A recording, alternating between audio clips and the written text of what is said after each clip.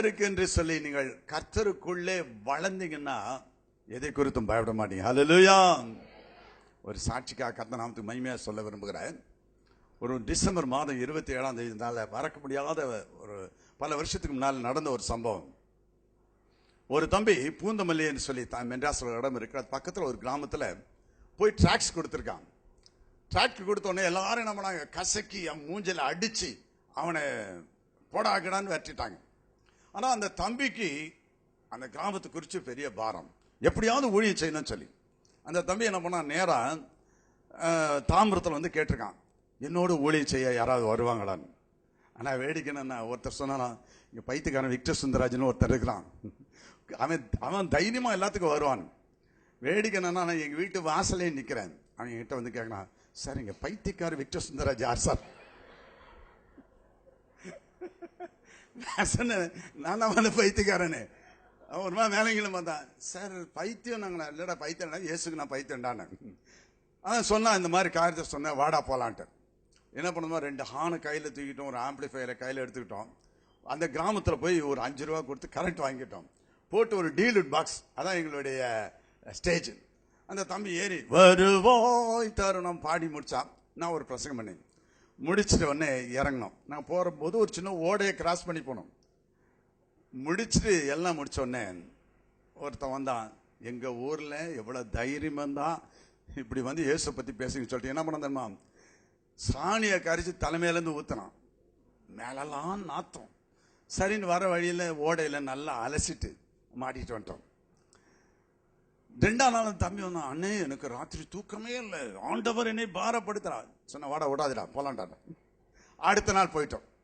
போனால் அந்த கிராமத்து ஆட்களுக்கு ஒரே எரிச்சல், எவ்வளோ திமிர் இருந்தால் நீங்கள் வரீங்கடான்னு சொல்லிட்டு என்ன பண்ணாங்க, 2ஆம் நாள் பிரசங்கம் பண்ணி முடிச்சோடனே மனுஷ மலத்தை கரைச்சி ஊற்றினானுங்க தலைமையில், நாத்தம் பயங்கரம். அதையும் கழிட்டு வந்தோம். 3ஆம் நாள் வந்தான், என்னண்ணே நீ என்ன நினைக்கிறீங்க, விடக்கூடாதுடா, கோதுமை மணி தனித்திருந்தால் செத்ததாயிருக்கும், செத்ததாயில் மிகுந்த பலனை கொடுக்கும், போய் செத்தாலும் சரிடா வாடான்னு சொல்லிட்டு எங்கள் அம்மாகிட்ட சொன்னேன், நான் போகிற இந்த கிராமத்துக்கு வந்தா உண்டு, நான் வரலன்னா நாளைக்கு என் போனால் அங்கே இருக்க வந்து எடுத்துக்கிட்டு வந்துட்டேன். என்னடா இப்படி பேசுகிறேன், நாங்கள் ஒன்றும் இல்லைம்மான்னு. நாங்கள் வந்தோம், பாட்டு பாடினோம், என்ன பண்ணாங்க, இந்த மாதிரி உட்காந்தோம், கையிலெல்லாம் கல் கொடுத்துட்டானுங்க. கொடுத்துட்டு முடிச்ச உடனே கல்லை போட்டு அடின்னு அடிச்சு சாவடிச்சுனாண்டா, இனி இவனுங்க திரும்பி போகக்கூடாது. எப்படி இருந்துன்னு நினைக்கிற சீனு, எல்லாம் கல்லை வச்சு முன்னால் உட்காந்துருக்கான், பிரசங்கமே வரல. அன்னைக்கு தான் ஒரு ரகசியத்தை கற்று நிறைய பேர் என் கண்ணை மூடிட்டு பிரசங்கம் பண்ணுறாங்க. கண்ணை மூடிக்கிட்டேன், நான் போன பெரிய கூட்டத்தை நினைச்சு அப்படியே பேர் பிரசங்கம் பண்ணிட்டு முடியல ஒரு ஆல்டர் கால், கர்த்தராகிய இயேசு கிறிஸ்துவை ஏற்றுக்கொள்ள யாராவது இருந்தால் முன்னதாய் வரும்படி உங்களை அன்போடு கூப்பிடுகிறேன். எனக்கு சிரிப்பு, சாக போறோம், அது ஒரு ஆல்டர் கால் வரையா அப்படின்னு சொல்லி சாக போறோம், நம்மளே சாக போறோம். நான் ஒரு பஸ்ஸுன்னு கர்த்தருக்குன்னா உன்னை கொஞ்சம் கொஞ்சமா சுகப்படுத்துவார். ஏன் இந்த வார்த்தை சொன்னமா, சுகாலனா கூட போயிடலாம், தப்பிச்சுக்கலாம். ஆண்டவர் என்ன பேசுற, மகனே பெரிய குருடனை கொஞ்சம் கொஞ்சமாவா சுகப்படுத்தணும், இல்லை ஆண்டவரை, சப்பானியை கொஞ்சம் கொஞ்சமாவா நடக்க இல்லை ஆண்டவரை, ஆண்டவரை கிரிட்டிக்கல் ஸ்டேஜில் நிற்கிறீங்க, மனுஷன் சாக போறான், இதுல வேற இது என்னவா அப்படின்னு. ஆண்டவர் சொன்னா, நான் ஒரு அற்புதத்தை செய்ய போகிறேன். உடனே ஒரே தெம்பு வந்துருச்சு, கர்த்தர் உனக்கு அற்புதம் செய்வார் அப்படின்ட்டு சொல்லிட்டு என்ன பண்ணுமா, பெரிய விசுவாசத்தில் 2 கட்டையும் தூக்கி போட்டோம்.